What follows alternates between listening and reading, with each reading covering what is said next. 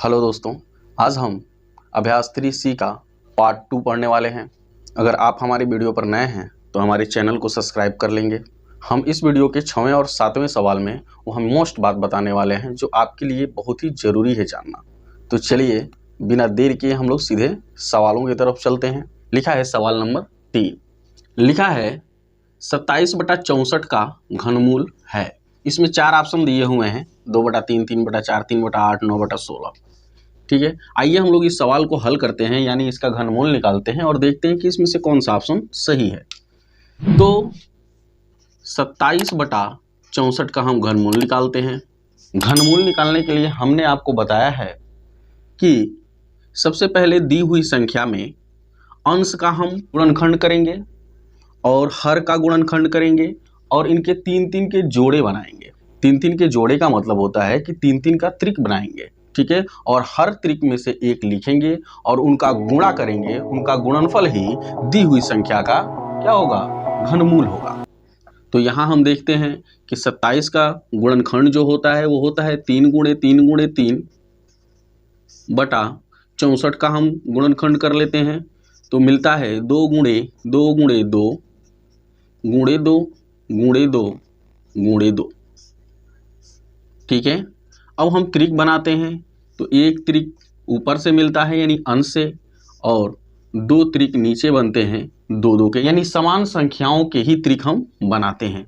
तो एक त्रिक यहाँ बना समान संख्या का और एक त्रिक यहाँ बना समान संख्या का। अब हर त्रिक में से एक लिख लेंगे हम, यानी ऊपर से सिर्फ 3 मिलेगा और नीचे से मिलेगा 2 × 2। अब देखते हैं 3/2 × 4 हो जाता है, यानी 3/4 इसमें ऑप्शन क्या है, सही है। तो अब चलिए हम लोग सवाल नंबर 4 देख लेते हैं। लिखा है 3 सही 3/8 का घनमूल है। इसमें भी 4 ऑप्शन दिए हुए हैं, 3, 3/8, 1 से 1/2 और 3/4। तो यह जो संख्या दी हुई है यह संयुक्त भिन्न में दी हुई है और इसका हमें घनमूल बताना है। ठीक है, तो अब देखते हैं, हम सबसे पहले इन संख्याओं को विषम भिन्न में बदल लेंगे, यानी 8 × 3 = 24, 24 × 3 = 27 बटा कितना मिलेगा, 8। हमने आपको बताया है कि अंश का आप अभाज्य गुणनखंड कर लीजिए और हर का अभाज्य गुणनखंड कर लीजिए। तो 27 का अभाज्य गुणनखंड 3 × 3 × 3 मिलेगा आपको, और 8 का अभाज्य गुणनखंड 2 × 2 × 2 मिलेगा। 3 × 3 = 9, 3 × 27 और यहाँ 2 दूना 4 दूना 8 हुआ। ठीक है, एक एक त्रिक बना इनके, देख सकते हैं आप। तो ऊपर से एक त्रिक में से एक संख्या ले ली गई और नीचे से एक त्रिक में से एक संख्या ले ली गई, यानी हो गया ये 3/2। आप चाहें तो इसको संयुक्त भिन्न में बदल लें, क्योंकि यहाँ जो दिया हुआ था वह संयुक्त भिन्न में ही था। तो इसका संयुक्त भिन्न होता है 2 × 2 = 1, 3/2। ठीक है, तो इस तरह से 1 सही 1/2 घनमूल है, 3 सही 3/8 का। तो इसमें से ये ऑप्शन आपका क्या है, सही है।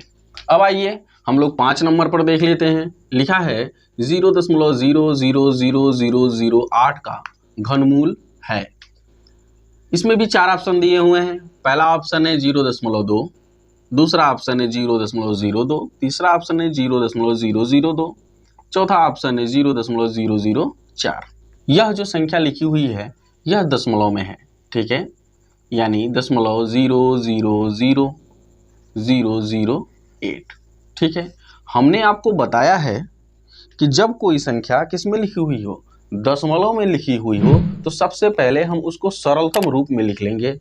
ठीक है, अगर आप नहीं जानते हैं तो आप हमारी पिछली वीडियोस जाके देख लेंगे, यानी 3C का पार्ट 1, उसका मैं लिंक डिस्क्रिप्शन में भी दे दूंगा और आई बटन में भी मैं उस वीडियो को लगा दूंगा।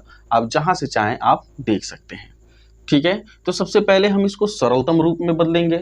सरलतम रूप में बदलने के लिए हम क्या करना है कि सबसे पहले आप जो नंबर दिया हुआ है उसको लिखिए। अब इसके पहले इतने जीरो लगे हुए हैं तो 8 के पहले हम कितना भी जीरो लिख देंगे तो उसका कोई वैल्यू नहीं होगा। ठीक है, अब इसका बटा हमें क्या करना है, 1 करना है। अब दशमलव के दाहिने तरफ जितने भी नंबर लिखे हुए हैं 1 के बाद उतने ही जीरो हमें बढ़ा देने हैं। ठीक है, तो देखते हैं 3 और 3 6 नंबर लिखे हुए हैं, यानी 1 के बाद 6 जीरो हम यहाँ बढ़ा देंगे, आप देख सकते हैं। ठीक है, अब यह किस में हो गया, सरलतम रूप में हो गया। अब हमें इसका क्या निकाल लेना है, घनमूल निकाल लेना है। क्या निकाल लेना है? घनमूल। ठीक है, अब देखिए सबसे पहले हम इनका गुणनखंड करेंगे, फिर त्रिक बनाएंगे। ठीक है, और हर त्रिक में से एक संख्या लिख के उसका गुणा कर लेंगे। जो अंश का त्रिक बनेगा उसको अंश में लिखेंगे, जो हर का त्रिक बनेगा उसको हर में लिखेंगे। ठीक है, अब हम इन संख्याओं के अभाज्य गुणनखंड कर लेंगे। तो आप मेरी पिछली वीडियोस 3A और 3B देख लेंगे, उसका लिंक मैं डिस्क्रिप्शन में भी दे दूंगा और एंड स्क्रीन पर भी उस वीडियो को लगा दूंगा, आप जहां से चाहें उस वीडियो को देख सकते हैं। तो सबसे पहले हम 8 का गुणनखंड कर लेते हैं, यानी 2 गुणे 2 गुणे 2। ठीक है, बटा अब यहाँ 10 लाख का अभाज्य गुणनखंड कर लेते हैं, तो मिलेगा 2 गुणे 2 गुणे 2 गुणे 2 गुणे 2 गुणे 2 गुणे 5 गुणे 5 गुणे 5 गुणे 5 गुणे 5 गुणे 5। ठीक है, अब हम त्रिक बनाएंगे। एक त्रिक ऊपर से मिलेगा आपको, और यहाँ 2 का एक त्रिक बना, फिर 2 का त्रिक बना। यहाँ 5 गुणे 5 गुणे 5 है, एक त्रिक बना, और यहाँ 5 गुणे 5 है, 5 गुणे 5 गुणे 5 है, एक त्रिक बना। ठीक है, अब हर त्रिक में से एक एक संख्या हम लिख लेंगे, यानी यहाँ से आपको 2 मिलेगा। ठीक है, और यहाँ से 2 गुणे 2 गुणे 5 गुणे 5 मिलेगा, यानी 2 गुणे 2 गुणे 5 गुणे 5 मिला। ठीक है, अब ऊपर से 2 मिला है और नीचे से 2 दूना 4, 4 पचे 20, 20 पचे 100 मिला है। ठीक है, अब हम इसे दशमलव में बदल लेंगे। हमने आपको दशमलव में बदलने के लिए बताया है कि हर में जितने जीरो एक के बाद रहेंगे, ठीक है, हम अंश में दाहिने से गिन के उतने अंकों के बाद दशमलव लगा देते हैं। तो इसमें 2 जीरो हैं, लेकिन ऊपर हमें एक ही अंक दिख रहा है। ठीक है, यानी 2 से पहले एक हम जीरो बढ़ा के और उसके बाद हम यहाँ दशमलव लगा देते हैं, तो हमें मिलता है 0.02। ठीक है, यह घनमूल है किसका? 0.000008 का। ठीक है, और इसमें से ऑप्शन कौन सा सही है? जो 2 नंबर पे लिखा हुआ है। आई होप आपको यह सवाल समझ में आया होगा। अगर सवाल समझ में आया है तो एक लाइक जरूर कर दीजिए। अब हम चलते हैं सवाल नंबर 6 की तरफ। इस सवाल को आप लोग मिस बिल्कुल मत कीजिएगा, क्योंकि यह सवाल बहुत ही इंपॉर्टेंट आपके लिए होने वाला है। लिखा हुआ है, एक घनाकार कंपोस्ट खाद के गड्ढे का आयतन 13.824 मीटर क्यूब है। गड्ढे की गहराई ज्ञात कीजिए। देखिए दोस्तों, सबसे जरूरी बात आपको यह जाननी होगी। आइए यहां जरा देख लीजिए, वह जो घनाकार कंपोस्ट खाद का गड्ढा है वह कुछ इस प्रकार का बना होगा। इसमें आप देख रहे हैं, यानी यदि ये x है, यानी तीनों आपस में क्या होते हैं? बराबर होते हैं। तो ये भी x है और यह भी x होगा। तो जो इसकी ऊंचाई है वही उस कंपोस्ट खाद के गड्ढे की गहराई भी है। तो आप लिख सकते हैं इसका हल, ठीक है, कि घनाकार गड्ढे का आयतन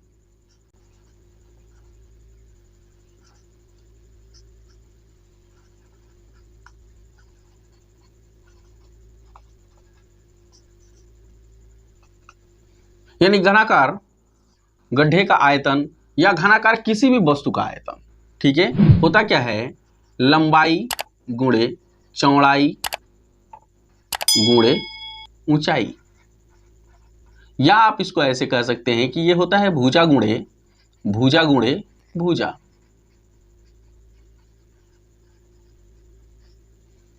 तो हमने माना है कि यह क्या है? इसका जो भुजा दिया हुआ है वो क्या है? x है, यानी लंबाई भी इसकी x है, चौड़ाई भी x है और ऊंचाई भी x है। ठीक है, यानी ये x गुणे x यानी हो गया x पे पावर 3। ठीक है, अब घनाकार गड्ढे का आयतन दिया हुआ है कितना? 13.824। ठीक है, अब देखिए इतना हो जाने के बाद आप क्या करेंगे? इसको इस तरह से भी लिख सकते हैं, यानी x क्यूब को पहले लिख लेंगे, ठीक है, और 13.824 को आप बाद में भी लिख सकते हैं। ठीक है, अब देखिए यहाँ हम क्या करते हैं, यह x क्यूब जो है यह पक्षांतर हो जाता है। यानी देखिएगा, अब मेरी बात को ध्यान से सुनिएगा, x क्यूब जब पक्षांतर होगा, ठीक है, तो वो क्या हो जाएगा? क्यूब रूट हो जाएगा। ठीक है, यानी किसमें चेंज हो जाएगा? घनमूल में बदल जाएगा। स्क्वायर पक्षांतर होता है तो स्क्वायर रूट में बदल जाता है। ठीक है, जैसे प्लस पक्षांतर होके माइनस हो जाता है, माइनस पक्षांतर होके प्लस हो जाता है। ठीक है, जिस तरह से भाग पक्षांतरों के गुणा हो जाता है, गुणा पक्षांतरों के भाग हो जाता है, सेम वही क्रिया यहाँ पर भी होती है। ठीक है, आप ये दिमाग में अपने हमेशा के लिए सेट कर लीजिए। ठीक है, तो जब हम इस क्यू को पक्षांतर करेंगे तो यह किस में बदल जाएगा, क्यूब रूट में बदल जाएगा। ठीक है, अब होता है ये क्यूब रूट के अंदर 13.824 और यहाँ से सिर्फ हमको कितना मिलेगा, x मिलेगा। अब हमें इसका घनमूल ज्ञात कर लेना है। वही जो x का मान हमको प्राप्त होगा वही क्या होगी, गड्ढे की गहराई होगी, गड्ढे की गहराई होगी। तो अब हम क्या करते हैं, ऐसे सवालों को हल करने के लिए हमने आपको बताया हुआ है कि पहले इन संख्याओं को सरलतम रूप में लिख लीजिए। यानी पहले लिखिए आप 13,824/1। ठीक है, अब हम क्या करेंगे, दशमलव के दाहिने तरफ जितने अंक होंगे एक के बाद हम उतने जीरो बढ़ा देंगे यहाँ पे। यानी अब हमें इस पद का घनमूल ज्ञात करना है। तो चलते हैं, अब हम इसका गुणनखंड कर लेते हैं। यहाँ जरा ध्यान देंगे, हो सकता है कि मैंने इस प्रकार से अगर लिख दिया है तो आपके दिमाग की बत्ती न जले, लेकिन मैं आपको बता देना चाहता हूँ कि घन का आयतन का फार्मूला होता है कि जो भुजा दी हुई है उस भुजा पर 3 घात, यानी भुजा गुणे भुजा गुणे भुजा लिखा हुआ है। यानी आप यहाँ सिर्फ ऐसे लिख सकते हैं, घन का आयतन बराबर होता है भुजा का घन। ठीक है, अगर आपको एक भुजा निकालनी है, क्या निकालनी है, एक भुजा। देखिए अब हम यहाँ एक भुजा निकाल रहे हैं।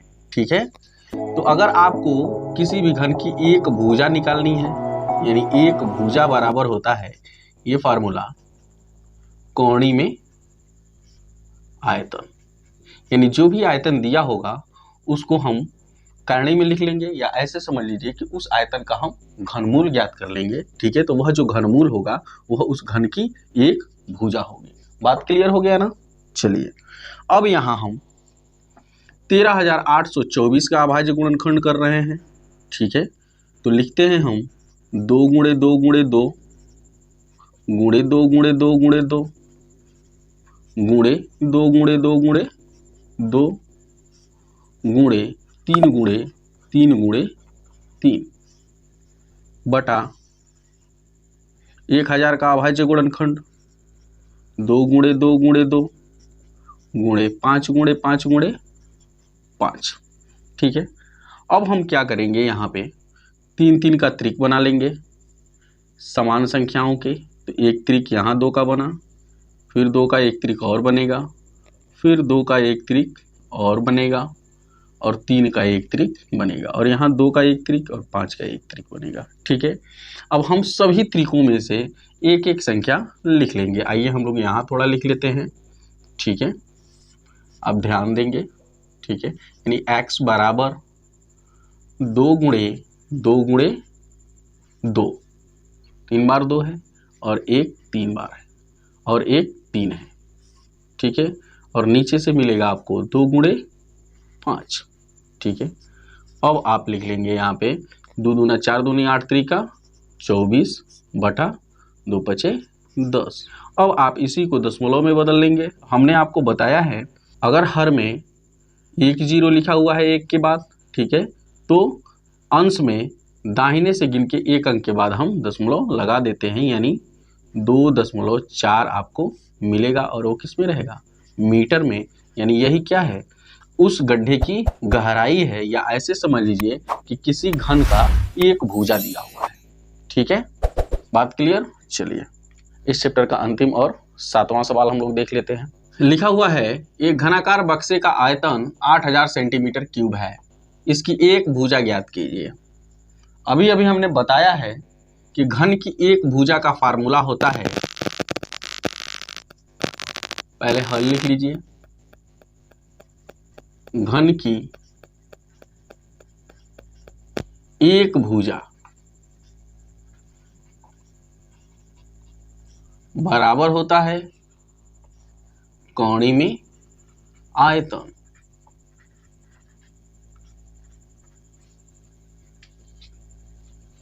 ठीक है, अब देख लीजिए यहाँ पे कह रहा है कि घन की एक भुजा बताइए, या इसकी एक भुजा बताइए। एक घनाकार बॉक्स है, हमने बताया है, ठीक है, कि घनाकार बॉक्स हो, घनाकार गड्ढा हो, ठीक है, यानी घनाकार कोई भी वस्तु हो, ठीक है, उसकी तीनों भुजाएं आपस में बराबर होती हैं।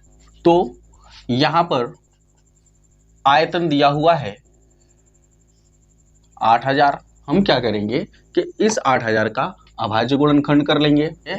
तो पहले हम इसका अभाज्य गुणनखंड करते हैं, यानी 2 गुणे 2 गुणे 2 गुणे 2 गुणे 2 गुणे 2 गुणे 5 गुणे 5 गुणे 5।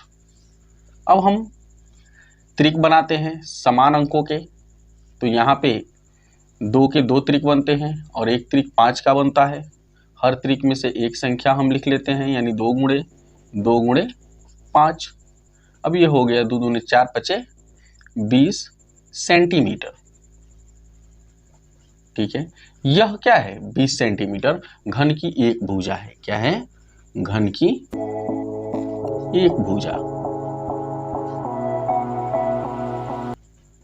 घन की एक भुजा का मतलब ये हुआ कि वो जो घनाकार बॉक्स होगा उसका एक साइड, ठीक है, 20 सेंटीमीटर का होगा। ठीक है, चलिए।